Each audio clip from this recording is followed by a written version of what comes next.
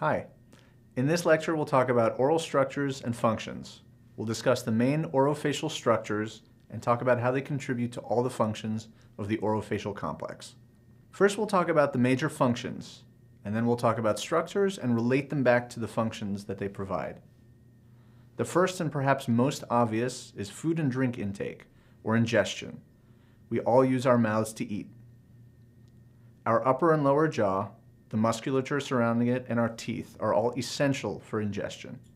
Another major aspect of the mouth is taste, which is mainly provided by the tongue. Not only does taste make ingestion a whole lot more enjoyable, but it means that we can actually discern between foods that are more nutritious, like sweeter or fattier foods, and foods that may be harmful for us, that would taste bitter. Another essential function of the orofacial complex is speech and expression. We all use our mouths to speak. We don't often think about how complicated facial expressions are. We have approximately 20 paired muscles of facial expression. They can create hundreds of unique facial expressions for us to augment our verbal communication. Another essential aspect of the orofacial complex is aesthetics, or how we look. It creates our identity, confidence in ourselves, allows us to interact with one another, allows us to be attracted to one another. In the United States alone, the aesthetic dentistry industry is over $1 billion because a person's smile is such an important aspect of how they look. The last function of the orofacial complex that I want to highlight is the immune function. We actually have immune system tissues within our mouth. In this image, we can see the yellow highlighted tissues known as tonsils. In the very, very back of the throat, there's pharyngeal tonsils. On the side of the throat are the palatine tonsils, which are the ones that get swollen when we get a cold or strep throat. And on the back of the tongue are lingual tonsils. These tonsils are immune tissues that form a protective ring known as Waldeier's ring. Essentially, it's the body's first barrier of defense against any bacteria or other pathogens that want to enter our systems through our food. Now that we've talked about the major functions of the orofacial complex, let's talk about the major structures and then relate them back to the functions. Let's start with the bones. The major bones of the jaws are the maxilla, or the upper jaw, and the mandible, the lower jaw. These both have an alveolar process that we're now highlighting. The sole purpose of the alveolar process is to house the teeth.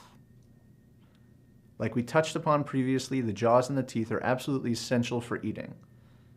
The lower jaw moves up and down for chewing, and the teeth physically break down our food. So let's relate the bones of the upper jaw and the lower jaw back to the functions. They're responsible for mastication or chewing, like we just mentioned. They're essential for speech. When we make an S sound, for example, our upper and lower teeth come together and just touch each other. In an individual whose upper and lower teeth do not touch each other, that person will have a lisp because too much air will escape when they try to speak.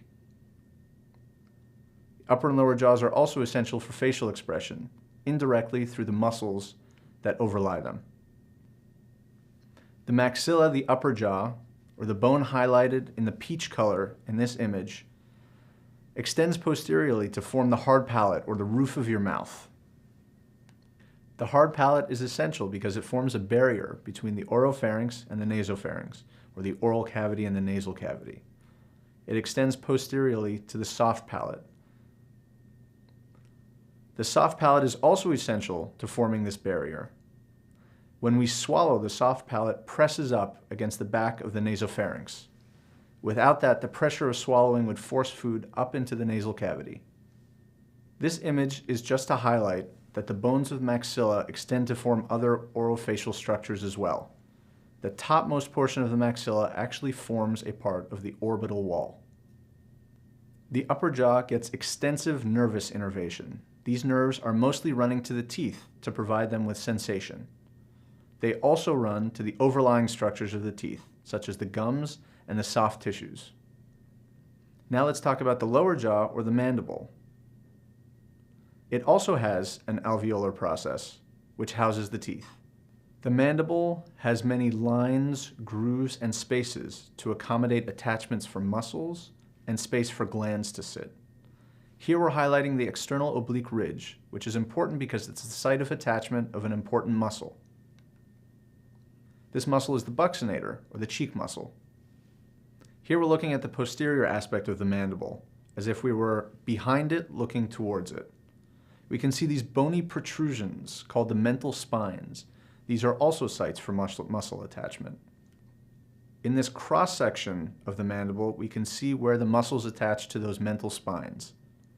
We're now highlighting the muscles that attach to the mental spines that extend superiorly to hold the tongue in place and inferiorly to extend towards the pharyngeal architecture. In this image, we're highlighting two spaces on the back portion of the mandible. These spaces are called the sublingual fossa and the submandibular fossa.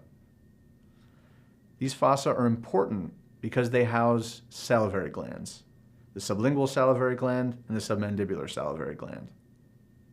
This is a great segue for us to talk about saliva, which is not an oral structure per se, but is incredibly important for all oral functions.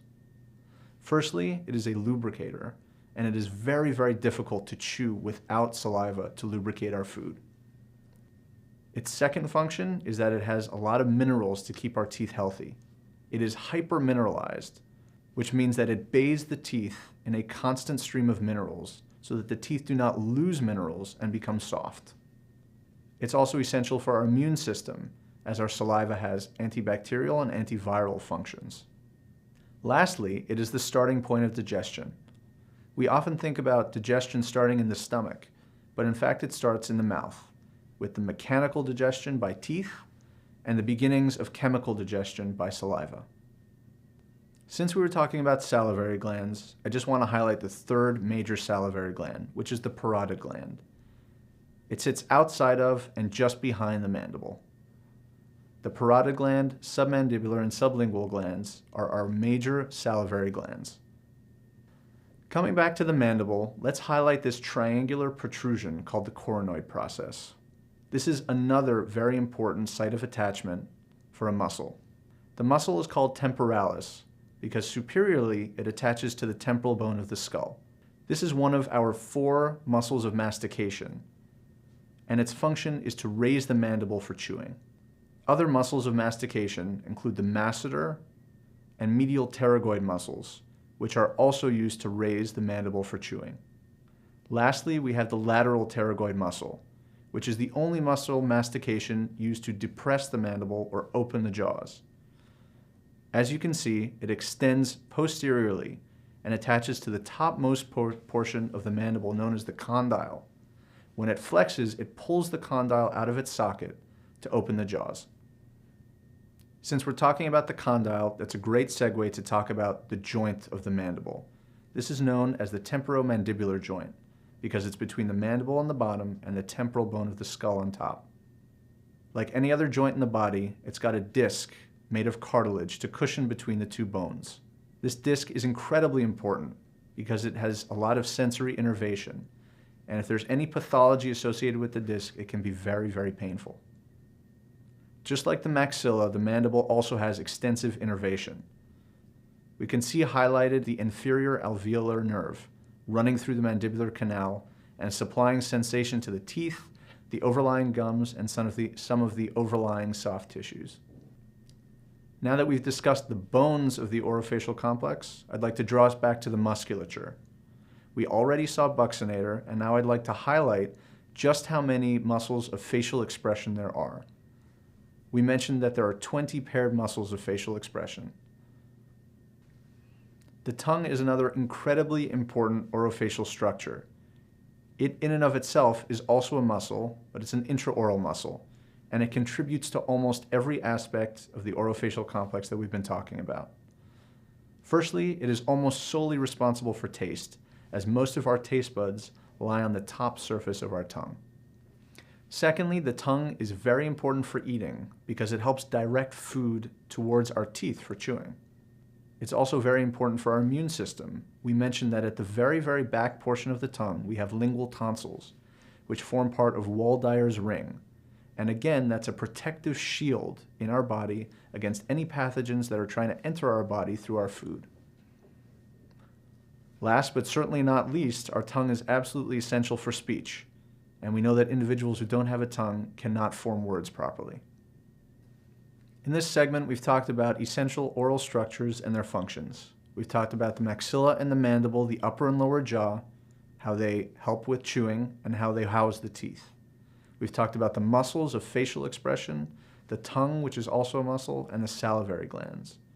We've talked about how all of these react and interplay with each other to create the different functions: eating and ingestion and taste, speech, the aesthetics of our face and of our smile, and an immune barrier to any pathogen that wants to enter through our mouths.